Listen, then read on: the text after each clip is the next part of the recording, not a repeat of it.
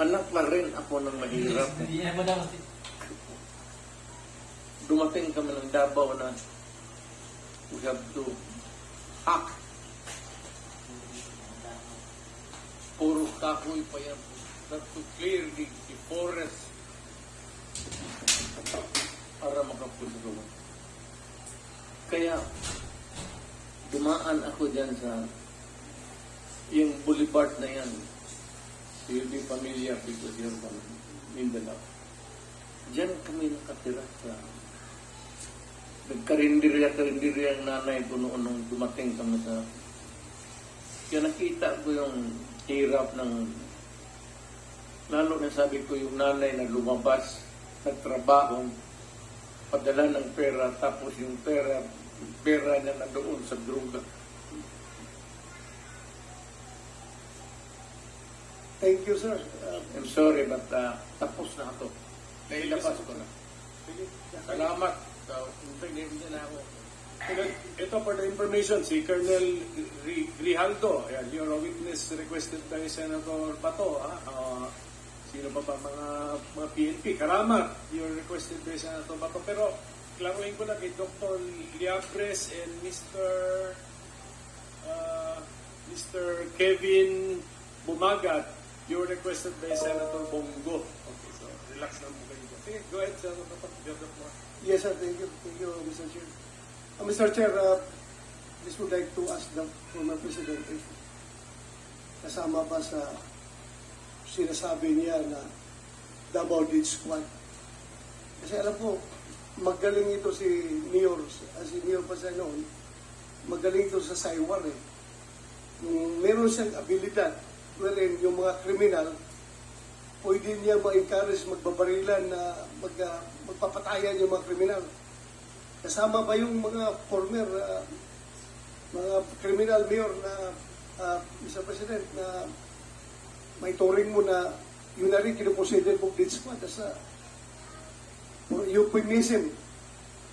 Sabi mo lang death squad yung mga kriminal or killing each other. Magtanim ko lang ng intriga. Intriga, ginagawa mo, kaya sila nagbabarailan. Diyan ako mahusay. Magtanim, kaya ako na presidente. Presidente ako sa intriga. Magtanim ka na ng intriga dito, intriga doon. Alam mo, utosan mo lang ito, gawin mo to, tapos magputok yan. Ang dapat start the war. Hindi mo kailangan na, ilang kayo na dumaan, Danao, Puy, pati, Arte ng buo. May inutos ba ako sa inyo ng talian mo ang tao, patayin mo? Sabihin mo sa kanila yan. Nandito na tayo kasi yun ang ano sa akin eh. Extrajudicial killing. Mag-inutos ba ako sa inyo ni minsan na patayin yung kriminal na nakatali dyan o nakaida? Tell the people now, bago tayo mamatay, ikaw, Senator De La Rosa, did I ever tell you to shoot a criminal na defenseless na nahuli na ninyo? Never. In my Inamin na niya kanina. I can tell you. May sinabi Hindi pa yan, po sa deny. inyo na isalvage ninyo yung tao. Never, Mr. President. Aba, deny. Alam mo bakit? Diba sinabi ko sa inyo, huwag ninyong gawin yan kasi yung karma. Babalikan tayo ng babalikan. Kaya tayo umiiwas eh. Mr. President, I would like to make it clear na Iiyak meron na lang yan. napatay sa Davao in a legitimate encounter Alam ko, because you instructed me to operate against these people. Iyak ka na ba to? Kaya napatay namin yung tao na yun, mga kalaban na yun. ilabas na lang natin yung Legitimate operation, Mr. President. That was a legitimate operation. Ilabas na lang Hostage natin taking, yung Mr. President. Hostage taking. Carnapper. Marami ko napatay. Kidnapper. Doon sa bangko.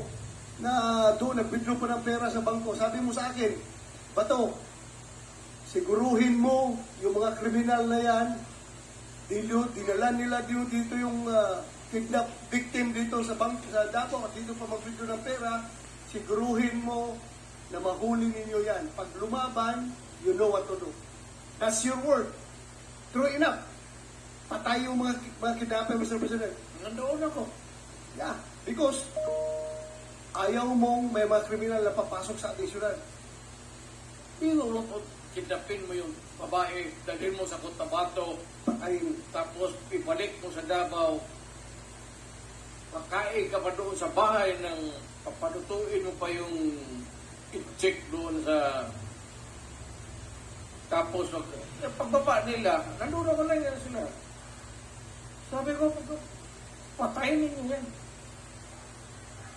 And Mr. President, I would like to remind Mr. Chairman that if we are going to review yung mga media interview ko sa Davao, there were many times na sinabi ko sa media ng Davao, pag mayroong patay at nag-responde ako doon, sabi nila, pinatay daw ng Davao Death Squad. Openly sinasabi ko, kayong mga Death Squad dyan, kung sino-sino yung nagpa-Death Squad dyan, magaling lang kayo pumatay ng walang kalaban-laban. Andito ako. Ako si Colonel Pato. Kung gusto ninyo ng barilan, dito kayo sa akin. At lalaban ako sa inyo. Kung sino yan nagpa-Death Squad na yan. Kaya mali po na sabihin na kami pong mga dati sa Davao na Chief of Police ay membro ng Death Squad. Siguro, Senator Risa was not listening to the answer of General Danao. Mr. So, Chair, I sinabi was niya listening. na- It was the former president who said na ang mga No, no. PNP ang death squad. I declare a suspension.